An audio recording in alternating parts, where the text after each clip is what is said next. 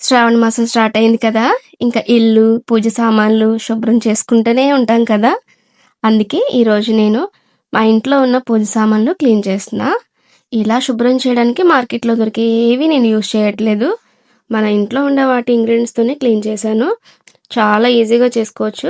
ఎలా చేయాలో చూద్దామా? దీనికోసం గోధుమ పిండి, పసుపు, ఉప్పు, ఇంకా నిమ్మరసం తీసుకున్నాను. కొంచెం వాటర్ కూడా కలుపుకొని కన్సిస్టెన్సీ అనేది ఇలా కొంచెం థిక్‌గా రావాలనమాట. దీంతో చాలా బాగా క్లీన్ అవుతున్నాయి. మరకలన్నీ పోతున్నాయి.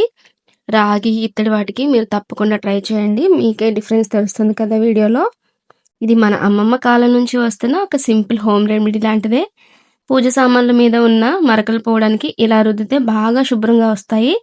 నిమ్మ తొక్కతో గానీ లేదా స్క్రబ్బర్‌తో గానీ మీ వీలుని బట్టి క్లీన్ చేసుకోండి. నిజానికి పూజ అంటే కేవలం పూలు, దీపాలు, నైవేద్యం మాత్రమే కాదు కదా! మనసుతో చేసే ప్రతి చిన్న పని పూజలో ఒక భాగమే. నాకెందుకో పీతాంబరితో క్లీన్ చేస్తే హ్యాండ్స్ హార్డ్‌గా అయిపోతాయి. అందుకే సింపుల్‌గా ఇంట్లో ఉండే వాటితోనే క్లీన్ చేస్తున్నా. ఒక్కసారి ఇలా క్లీన్ చేసుకున్నారంటే రెడీ చేసుకొని, ప్రతిసారి కూడా మీరు ఇవే ఇంగ్రీడియెంట్స్ యూజ్ చేసి క్లీన్ చేస్తారు. అంత సింపుల్‌గా, అంత బాగా ఉంటుంది. మొత్తం క్లీన్ చేసుకున్నాక ఒక క్లాత్‌తో మంచిగా తుడుచుకొని పెట్టుకుంటే కలర్ కూడా చేంజ్ అవ్వవు. తప్పకుండా ట్రై చేయండి. ఈ వీడియో ఎవరికి షేర్ చేయాలో తెలుసు కదా! మరిన్ని కుకింగ్ టిప్స్ కోసం ఇంకా రెసిపీస్ కోసం మన ఛానల్ ఫాలో అయిపోండి. బాయ్.